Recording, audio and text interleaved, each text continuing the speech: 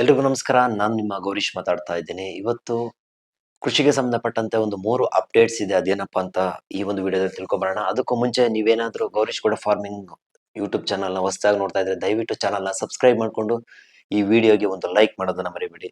So ಸ್ನೇಹಿತರೆ, ಮೊದಲನೇದಾಗಿ PMEGP ಪ್ರಧಾನಮಂತ್ರಿ ಎಂಪ್ಲಾಯ್ಮೆಂಟ್ ಜನರೇಷನ್ ಪ್ರೋಗ್ರಾಮ್ ಅಂತ ಒಂದು ಸ್ಕೀಮ್ ಇದೆ. ಸೊ ಈ ಒಂದು ಸ್ಕೀಮ್ ಬಗ್ಗೆ ಒಂದಷ್ಟು ಮಾಹಿತಿಯನ್ನ ಬ್ರೀಫ್ ಆಗಿ ತಿಳ್ಕೊಂಬರೋಣ.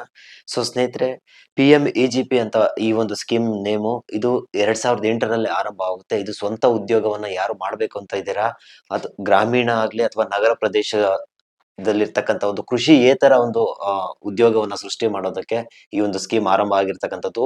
ಇದು 2008ರಲ್ಲಿ ಈ ಒಂದು ಸ್ಕೀಮ್ ಆರಂಭ ಆಗಿರ್ತಕ್ಕಂಥದ್ದು.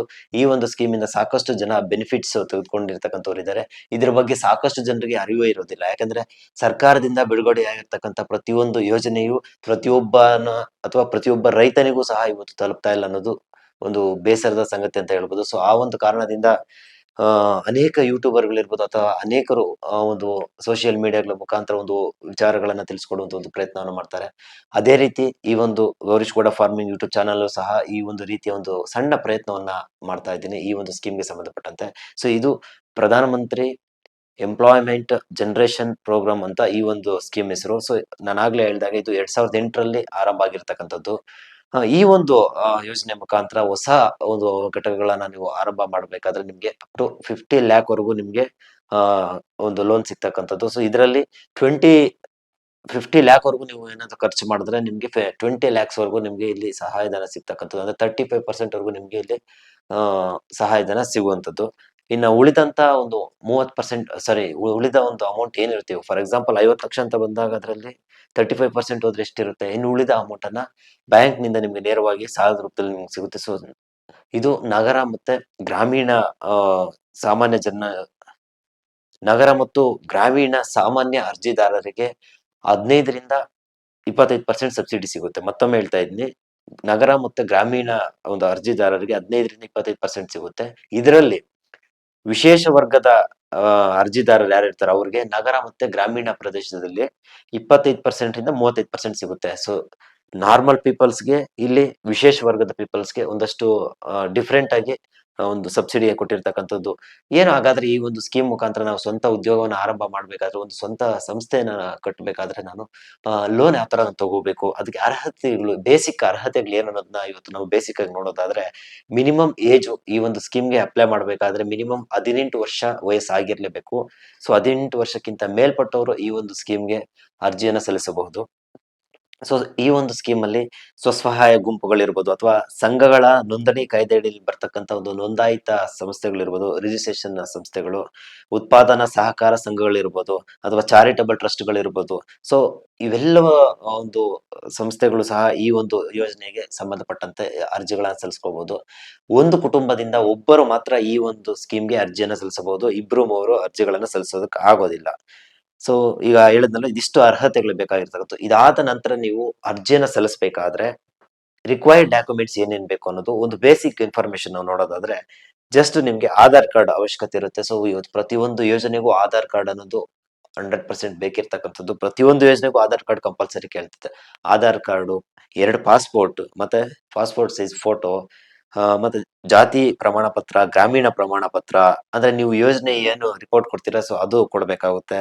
ಮತ್ತೆ ಎಜುಕೇಶನ್ ಸರ್ಟಿಫಿಕೇಟ್ಸ್ ಕೊಡ್ಬೇಕಾಗುತ್ತೆ, ಪ್ಯಾನ್ ಕಾರ್ಡು, ಇನ್ನು ಉಳಿದಂತೆ ಒಂದು ಕ್ಯಾಸ್ಟ್ ಸರ್ಟಿಫಿಕೇಟ್ಸ್, ಇವೆಲ್ಲವನ್ನ ಇದಾದ ನಂತರ ಇನ್ನಷ್ಟು ಡಾಕ್ಯುಮೆಂಟ್ಸ್ ಅವಶ್ಯಕತೆ ಇದ್ರೆ ಮಾತ್ರ ಕೇಳ್ತಾರೆ. ಸೊ ಅಂತ ಸಂದರ್ಭದಲ್ಲಿ ಅವುಗಳನ್ನು ಸಹ ನೀವು ಕೊಡ್ಬೇಕಾಗುತ್ತೆ.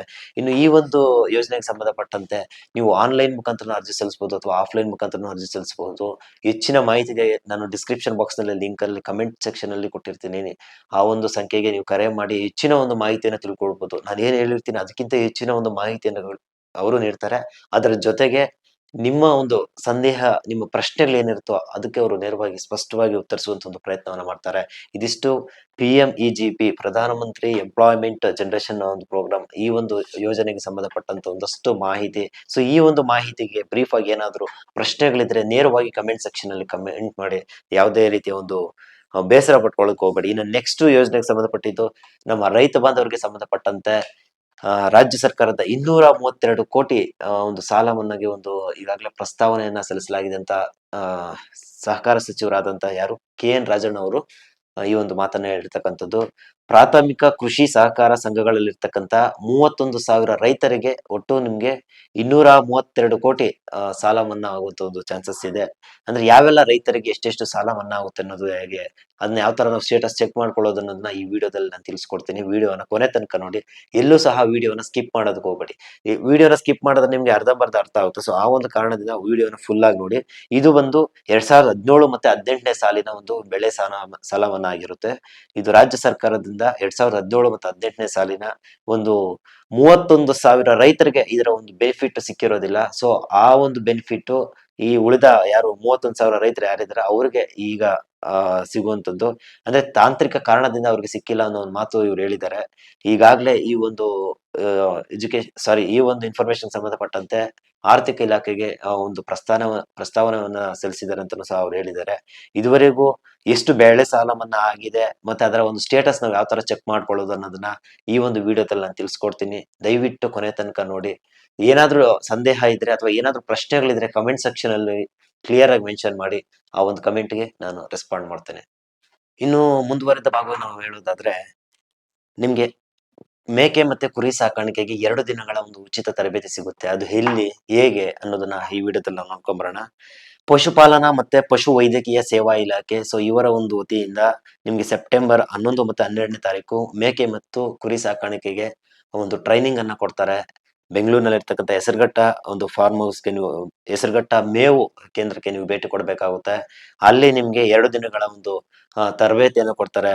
ನೀವು ಆಧಾರ್ ಕಾರ್ಡ್ ಅನ್ನ ಮತ್ತೆ 2 ಫೋಟೋಗಳನ್ನ ತೆಗೆದುಕೊಂಡು ಹೋಗಿ, ಮತ್ತೆ ಕ್ಯಾಸ್ಟ್ ಇನ್ಕಮ್, ಈ ಮೂರನ್ನ ತೆಗೆದುಕೊಂಡು ಹೋದ್ರೆ ನಿಮ್ಗೆ ಯಾವ್ದೇ ರೀತಿ ಒಂದು ಫೀಸ್ ತಗೊಳ್ಳೋದಿಲ್ಲ. ಬಟ್ ಅಲ್ಲಿ ಉಳ್ಕೊಳ್ಳೋದಕ್ಕೆ ವ್ಯವಸ್ಥೆ ಮತ್ತೆ ವ್ಯವಸ್ಥೆ ಇಲ್ಲ ಅಂತ ಮೆನ್ಷನ್ ಮಾಡಿದ್ದಾರೆ. ಬಟ್ ಊಟದ ವ್ಯವಸ್ಥೆ ಇದೆ ಅಂತಾನೂ ಸಹ ಇಲ್ಲಿ ಕ್ಲಿಯರ್ ಆಗಿ ಮೆನ್ಷನ್ ಮಾಡಿದ್ದಾರೆ. ಪ್ರೋತ್ಸಾಹಧನ, ನೀವು ಟ್ರೈನಿಂಗ್ ಅಟೆಂಡ್ ಮಾಡಿದ್ರೆ ನಿಮ್ಗೆ ಯಾವ್ದೇ ರೀತಿ ಒಂದು ಸ್ಟೇ ಫಂಡ್ ಕೊಡೋದಿಲ್ಲ.